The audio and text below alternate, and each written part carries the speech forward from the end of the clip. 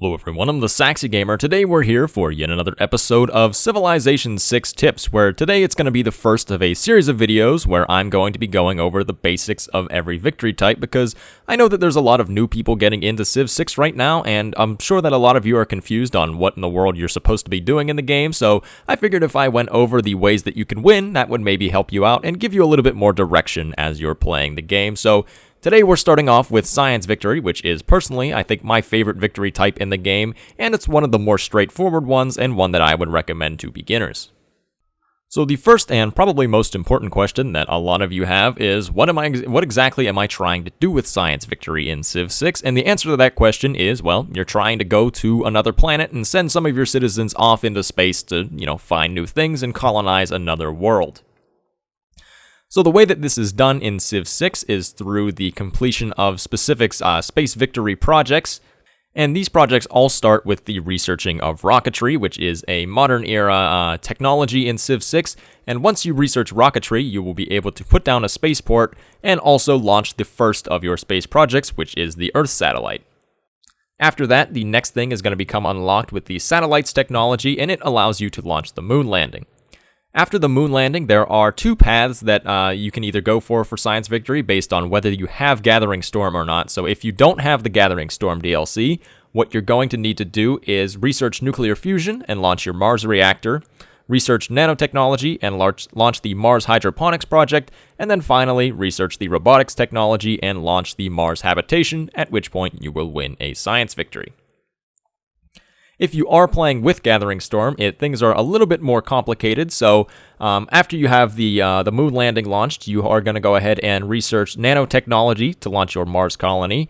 You are then going to research smart materials to launch an exoplanet expedition, and once you launch the exoplanet expedition, there is effectively like a countdown until you win the game. So by default, this is for 50 turns after you launch that exoplanet expedition, but this can be sped up with certain laser stations. So there is a hidden tech that is at the end of the tech tree that is called Off-World Mission, and if you research this technology, it will allow you to build terrestrial and Lagrange laser stations, and the completion of each one of these will speed up your exoplanet expedition by 1 light year per turn. So by default, it moves at 1 light year per turn, and you have to go 50 light years, so that's where you get 50 turns, but each one of these laser stations that you make will speed it up by 1 additional light year per turn, so you can get the total time until your exoplanet reaches, until your expedition reaches the exoplanet down pretty heavily, and it can make you win a lot faster.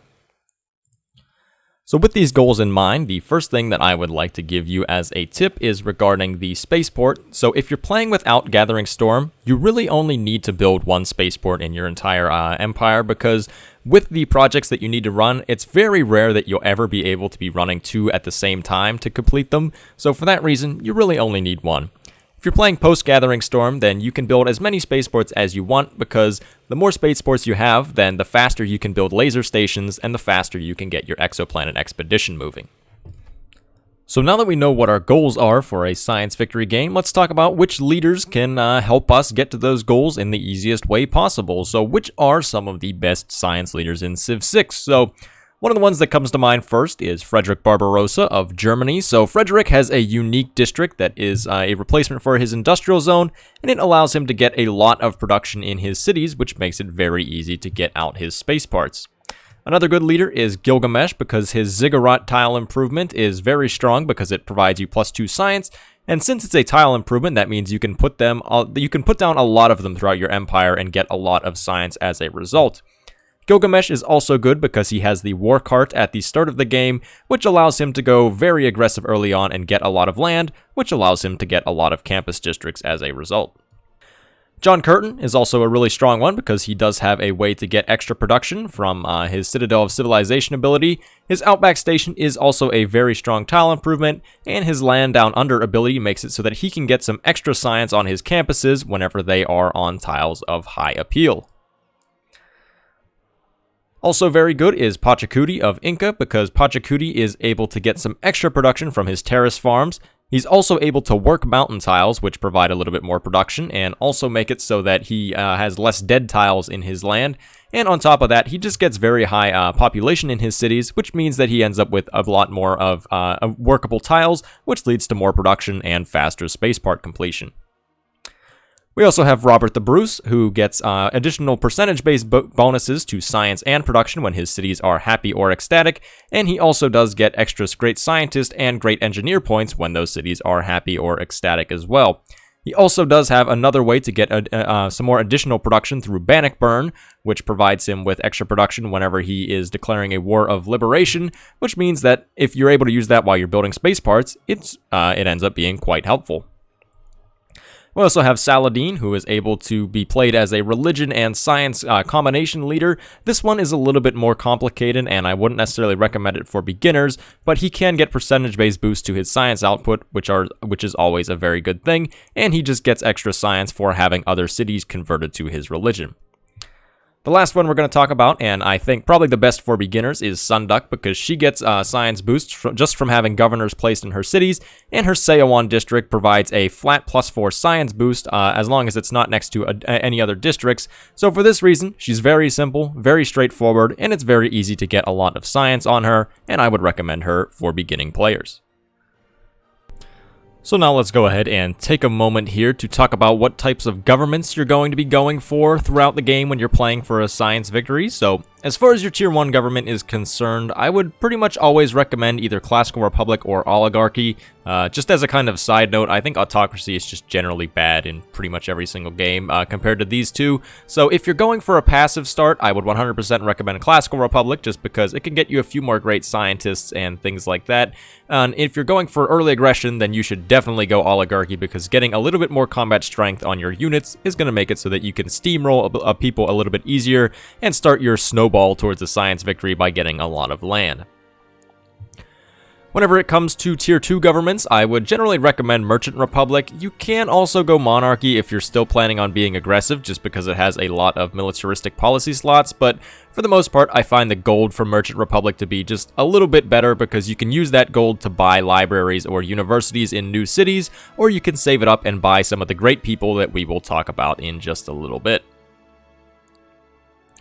As far as tier 3 governments are concerned, I pretty much always would recommend Communism, just because you get plus 0.6 production per citizen in cities with governors, so if you have population pretty built up by this point, you're going to get a decent amount of extra production in those cities. And just think, if you're playing someone like the Inca who's going to have a ton of population, then you can end up with a lot of production boost from this. You also do get plus 10% science, which is going to make it a little easier at this point to get you towards some of those technologies that unlock the space projects, so that's going to be very important towards accelerating your way towards winning that science victory.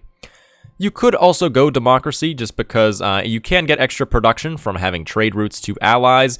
This used to be much better whenever the Democracy bonus was different and it provided production from, I believe, districts or something of that sort.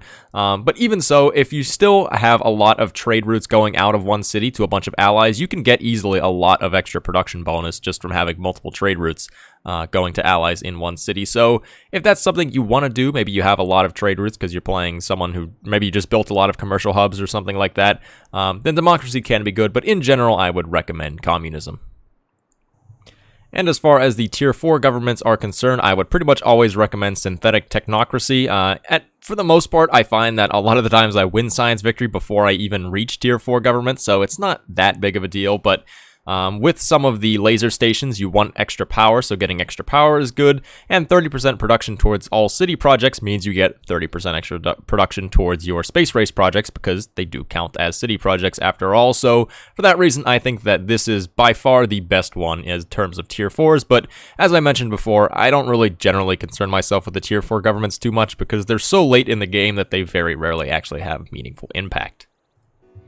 So right here you can see I have this game that I played as Germany on stream, and everybody on stream always makes fun of me because I have a love-hate relationship with Germany, but as I mentioned before at the start of this video, they are a very good science civ just because they are able to get such high production on their Hansas, And you can see if I turn on the Empire lens here, I have plus 11, plus 8, plus 7 production on some of these districts, which is really good. So what I wanted to bring this game up as, an example for is to tell you what to do for most of the game. Because obviously, in the late game, you're going to be running those space projects to get, your spaceship out to go win science victory. But what are you going to do for the rest of the game?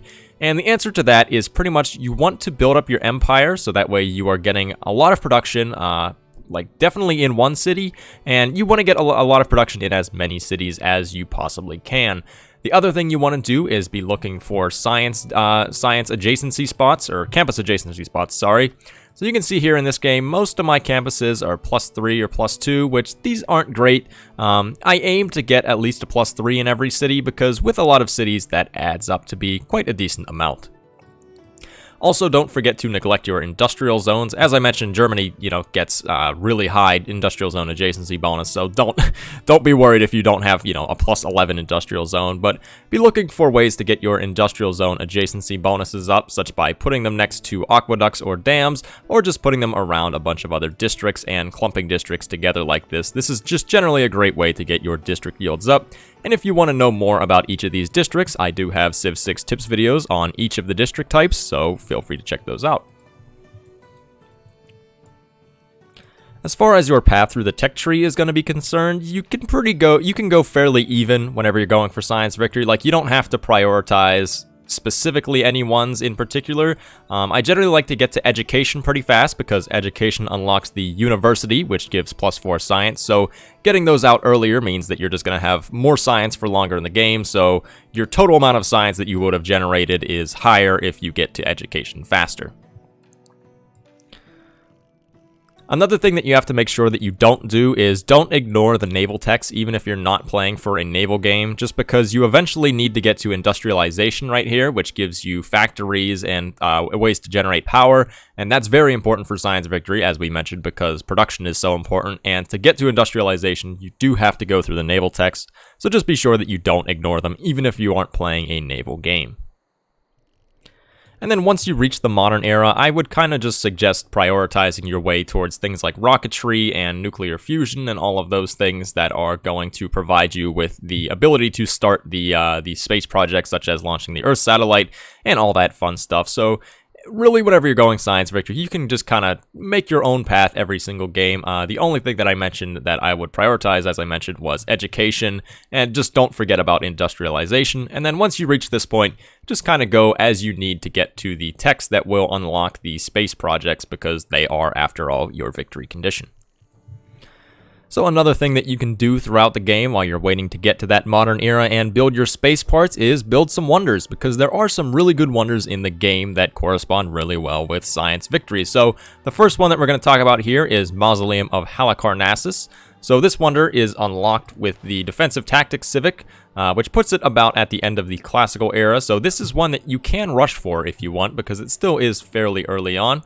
And the reason that this is valuable for science victory is because it gives all of your great engineers an additional charge, and some of the great engineers have very strong bonuses towards science victory, and we'll talk about them and some other great people in just a little bit.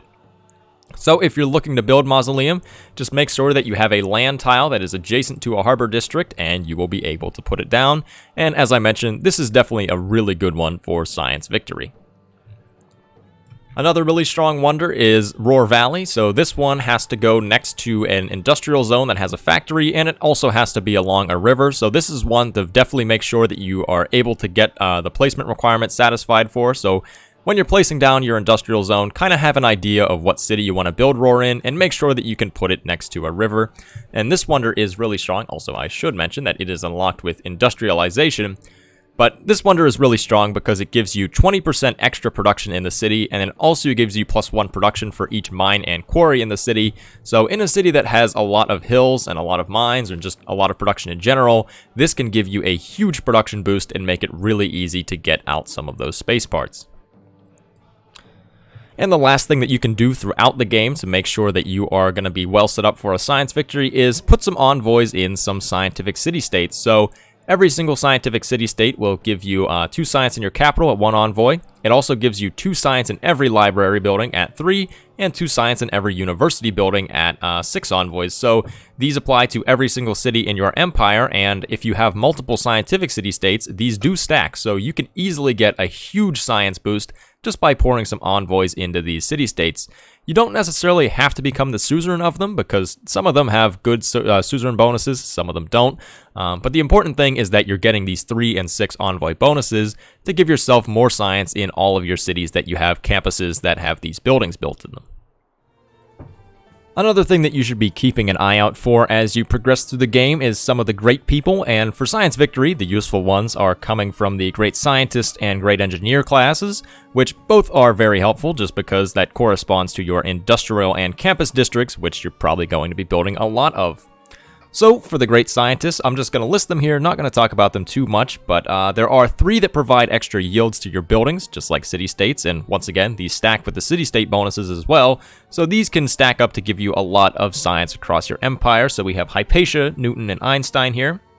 And then for scientists and engineers, there are a bunch that will provide some extra production towards your space race projects. So I'll list them all here, and keep in mind that with the great engineers, you will get an extra charge. So you can stack up these bonuses really, really nicely. So if you're able to get Qualic and Von Braun, then you can end up with, what would that be? An additional 300% production towards your space race projects. I'm not sure exactly how the percentage-based boosts stack in Civ 6, but either way, it's going to be a ton of extra production, and it can make it so that you can push out those space parts in literally like less than 5 turns. So to close things off for this video, I'd just like to give a little bit of a synopsis of the tips that we discussed today to kind of wrap things all together. So starting off with your game, make sure that you pick a good science leader. The ones that I recommended at the start of this video are all pretty good choices. There are some other decent ones as well, but the ones that I recommended are the ones that I think are generally the most straightforward for Science Victory. After that, you're going to start your game. Definitely decide if you want to go for some early aggression or if you want to play passively. If you're looking for more tips on early aggression, I do have a Civ tips video on early war, so feel free to check that out. But either way, you're just looking to expand your empire as much as you can in the early and mid games, because more cities means more campus districts, which means more science as a whole. So for that mid-game, focus on getting good campus and industrial zone adjacency bonuses to get your science yield up and to make sure that you have at least a few cities that have a lot of production in them. Along the way, if you can, try your best to get Mausoleum and Roar Valley, because both of those wonders are really good and they will have a significant impact on your ability to push out some of the space parts. Also keep an eye out for those great people that I mentioned. Most of them come later on in the game, but there are a few in the Ancient and Renaissance eras that are very good, and once again, will just kind of help you get your science yield up. Once you hit the modern era, make sure you prioritize rocketry and all of these subsequent space project techs, and start just pushing out some of those space parts, because as I mentioned, with Science Victory, your win condition really is just your space parts, so the faster you get those out, the faster you can win.